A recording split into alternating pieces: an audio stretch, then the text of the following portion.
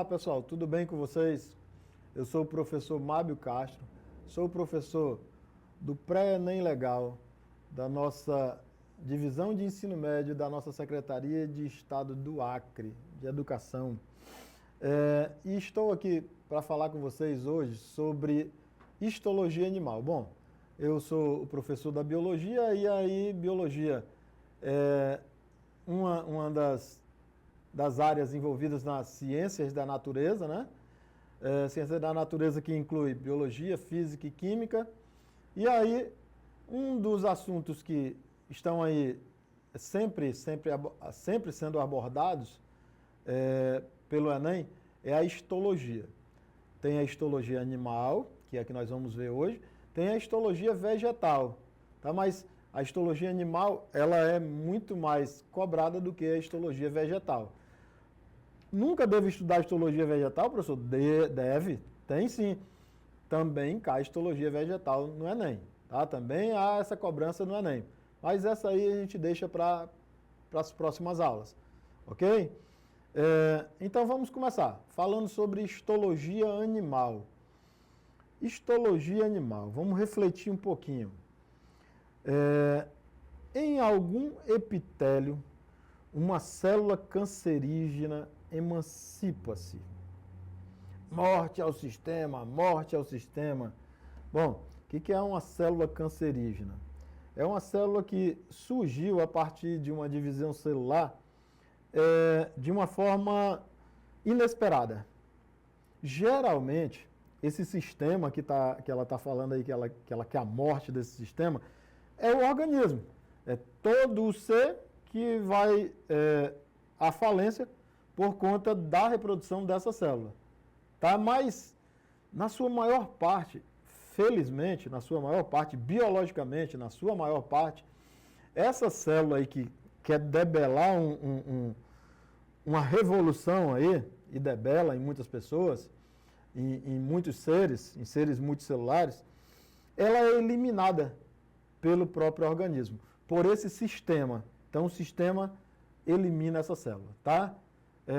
Quer dizer, então, professor, quer dizer que eu, jovem, com 10 anos, 11 anos, 12 anos, 15 anos, 16 anos, eu já produzi células cancerígenas? Já, muito provavelmente muitas, tá? Porém, o organismo como ele está bom, recente, fisiologicamente funcionando perfeitamente, ele tratou de eliminar essa célula cancerígena, tá? Então por isso, professor, que as pessoas mais velhas, que já têm um metabolismo mais lento, elas demoram a deletar essa célula, a acabar com essa célula, sim, e às vezes nem conseguem. Aí a célula às vezes vence, tá ok? Quer dizer, o câncer às vezes vence, tá? Bom, vamos tratar do nosso organismo bem para que ele vença sempre. Legal. Vamos relembrar um pouquinho sobre as células vegetais, ou animais. A diversidade celular dos animais. Bom, para começar, nós temos células eucariontes, que têm núcleo. Nós somos seres heterótrofos, nós somos animais. Nós somos seres multicelulares, ou pluricelulares, como queira.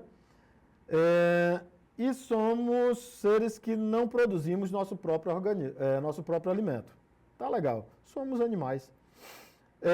Ao conjunto de células semelhantes e que desempenham uma determinada função, nós chamamos de tecidos. Então, os tecidos são estudados na histologia. Por isso que é isso, tecidos, histologia. E nós temos basicamente 4 tipos de tecidos. Tecido epitelial, que é o tecido de revestimento, que compreende a nossa pele, a nossa epiderme, tá? E esse tecido, ele também tem a função de formar glândulas. Nossas glândulas endócrinas, que produzem nossos hormônios, foram formadas a partir do tecido epitelial. Nossas glândulas exócrinas, que produzem, por exemplo, a nossa saliva, que produzem, por exemplo, o nosso suor, foram também formados a partir do tecido epitelial. Ok? Então, o tecido epitelial não é um tecido único e exclusivamente que reveste o nosso corpo, que forma a nossa pele, que forma os nossos pelos. Ele tem outras funções. Legal. Tecido conjuntivo. Tecido conjuntivo, ele é o mais abrangente. Ele é o que tem mais tipos celulares, maior quantidade diferente de tipos celulares. E ele forma um monte de outros subtecidos. Por exemplo, nós temos o tecido hematopoético ou hematocitopoético. Esse tecido ele está no interior dos nossos ossos, principalmente quando adultos, dos nossos ossos achatados, e ele tem função de produzir células sanguíneas. Mas nós temos também classificado como tecido conjuntivo, o tecido sanguíneo. Isso, o sangue, que tem glóbulos vermelhos, que tem glóbulos brancos, que tem plaquetas. Legal. Mas tem também o tecido conjuntivo, chamado de propriamente dito. Esse aí tem o modelado, que forma os nossos tendões, como por exemplo o tendão de Aquiles, e tem o não modelado, que é o tecido que está abaixo da nossa pele. Então ele é uma outra capinha nossa que está abaixo da pele. Ele é tão extenso quanto a nossa pele. Além disso, nós temos o tecido conjuntivo propriamente dito frouxo. É a derme da pele. Tá? Tecido conjuntivo também pode ser adiposo, que é o que forma a nossa gordura, tá? Parte lipídica. Tecido conjuntivo também pode ser o ósseo, os nossos ossos, que protegem o nosso tecido nervoso. E também pode ser o tecido cartilaginoso, que impede que um osso ele toque no outro osso. Que ele, se tocar, vai doer bastante. Então, as cartilagens estão garantindo essa proteção aí.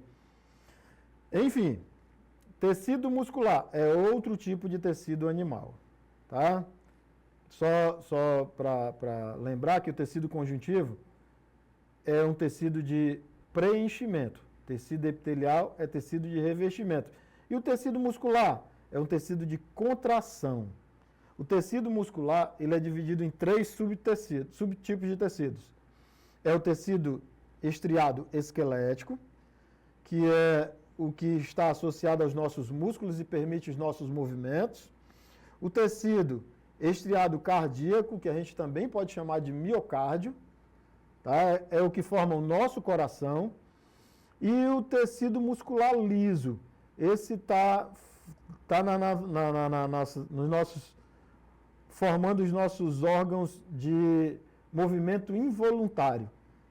Como, por exemplo, no desenho aí, o útero, né? Mas tem o nosso intestino também, o nosso tubo digestório todinho também, formado por tecido muscular liso. Tudo bem? E para fechar os tipos de tecidos, nós temos o tecido nervoso. O tecido nervoso é o que compreende a nossa medula espinhal e o nosso encéfalo. Então, esse aí, e os nossos nervos que se dispersam por todo o nosso corpo, esse aí se difunde por todo o nosso corpo, ele comanda e controla todos os outros tecidos. Ok? Então, nós temos 4 tipos de tecidos básicos: epitelial, conjuntivo, muscular e nervoso. Observando assim, especificamente cada um, o tecido epitelial, ele tem como função proteger, absorver, secretar e revestir, principalmente revestir. Forma a nossa pele, tem produção de uma proteína que serve como defesa para o nosso corpo, contra a radiação, que é a melanina. Forma os tecidos, forma o tecido que reveste todos os nossos órgãos, como por exemplo o peritônio. como por exemplo o pericárdio. Forma as glândulas endócrinas, exócrinas e mistas. Ele não possui vasos sanguíneos, ele é avascular. As células, elas são muito próximas uma da outra. Tem poucos tipos celulares, isso comparando em relação ao tecido conjuntivo, tá? E pode ter camadas, nós chamamos, por conta disso, ou classificamos com uma só camada de tecido epitelial simples, várias camadas estratificado, e quando as camadas não são bem definidas, nós chamamos de pseudoestratificados, tá? Formados por células pavimentosas, cúbicas e prismáticas. Enfim, vamos lá. Outro tipo de tecido que nós temos, falando especificamente, são os tecidos conjuntivos. Então, nós temos aí, já falamos um pouquinho deles, tecido que é formado para preencher o nosso corpo, tá? Entre as células, ocorre que tem muito espaço, daí há muita matriz extracelular. Por exemplo, o nosso tecido conjuntivo cartilaginoso, ele tem células bem dispersas, bem separadas, tá ok? E a matriz celular é bastante abundante. Bom, tecido adiposo, as células são células chamadas de células lipídicas, tá? Cheias de gordura, que servem como isolante térmico. Tecido sanguíneo tem a função principal de transportar os gases pelo nosso corpo, transportar o oxigênio pelo nosso corpo, levar nutrientes por todo o nosso corpo. Tecido conjuntivo frouxo, esse aí tem função imunológica, tá? E ele tem fibras do colágeno, que são muito importantes para que o tecido se mantenha resistente, ok? Elástico, enfim. Vamos para a próxima. Tecido ósseo é um tecido que garante que o corpo esteja sustentado. Além disso, tecido ósseo tem no seu interior um outro tipo de tecido conjuntivo que vai produzir as células do nosso sangue. E protege os órgãos internos vitais, como por exemplo o encéfalo, por exemplo o coração, por exemplo o pulmão, que são todos protegidos pela nossa caixa craniana e caixa torácica, ok? Nossa medula espinal, que compreende o nosso tecido nervoso, ela é protegida pela nossa coluna vertebral. Tudo bem? Que é tecido conjuntivo. Vamos adiante. O tecido muscular, ele é de 3 tipos, como nós já falamos. Cardíaco, que forma nosso coração. Esquelético, que forma os nossos músculos que estão ligados aos ossos, garante os nossos movimentos. E o tecido muscular liso. Reparem que a única célula que tem uma forma diferente é o tecido muscular liso, que parece um funil. É fusiforme as células, ok? E elas apresentam apenas um núcleo, tá? O tecido estriado esquelético, as células não são fusiformes e elas são multinucleares, então tem vários núcleos numa só célula. A gente chama isso de sincício. E nas células do tecido cardíaco, estriado cardíaco, miocárdio, nós vamos ter também células com um núcleo ou, no máximo, 2 núcleos. Ok? A diferença entre o estriado cardíaco e o estriado esquelético, isso é bem questão de Enem, é que a estriado cardíaco apresenta disco intercalar, que garante uma ligação entre uma célula e outra célula, tá? Para que elas hajam em conformidade. Muito bem. Para finalizar, fechar essa parte de tecidos, nós temos aqui o tecido nervoso. O que é o tecido nervoso? Ele comanda e controla todas as funções dos outros tecidos. Então, ele recebe os estímulos e responde aos estímulos. Ele provoca o tecido. Por exemplo, ele provoca o tecido muscular para que ele se movimente. Ele é formado principalmente por neurônios, mas existem vários outros tipos de células. Existem células que sustentam os neurônios. A gente chama isso aí de células da glia. Tá? Os neurônios, que são células que são bem diferentes ao desenho, né? A estrutura morfológica, ela apresenta um corpo celular, que é lá onde fica o núcleo, apresentam dendritos, que são ramificações desse corpo celular, e apresenta uma ramificação bem longa, que a gente chama de axônio. Esse axônio é protegido por células lipídicas, que a gente chama de bainha de mielina. E termina os axônios para que haja a propagação do impulso nervoso. Muito bem. Impulso nervoso se propaga através de sinapses, comunicação entre células e células. Então elas se tocam, professor? Não.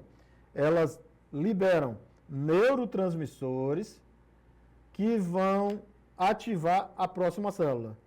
Uma libera para ativar a outra. Ok? Enfim. Os neurônios vão formar o nosso sistema nervoso. Então o tecido nervoso forma o sistema nervoso. Isso.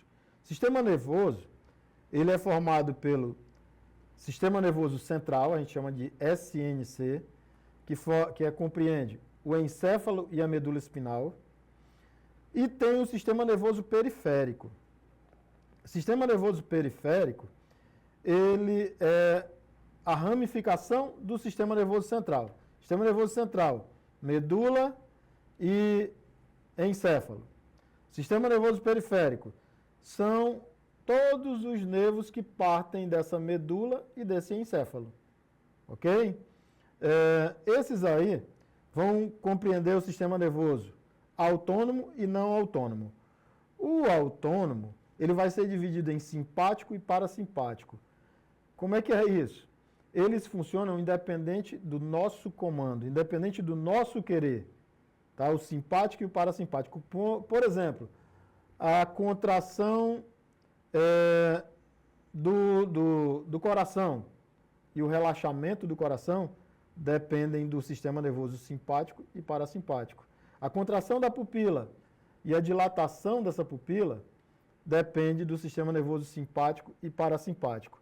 O sistema nervoso simpático é o sistema nervoso que a gente classifica como de estresse, de contração. E o parasimpático é o de relaxamento. Daí vocês estão vendo aí um correndo e o outro relaxado aí na beira da piscina, tomando um suco, ok? Enfim, arco reflexo depende de um comando também do nosso sistema nervoso, só que a informação não chega ou não precisa ir ao encéfalo. Ela vai só até a medula e já volta para que ocorra uma resposta reflexa. Ok, pessoal? Então, esses são os nossos tecidos com os nossos sistemas. Por hoje, a gente fica por aqui. Até a próxima aula. Fiquem com Deus e um abraço.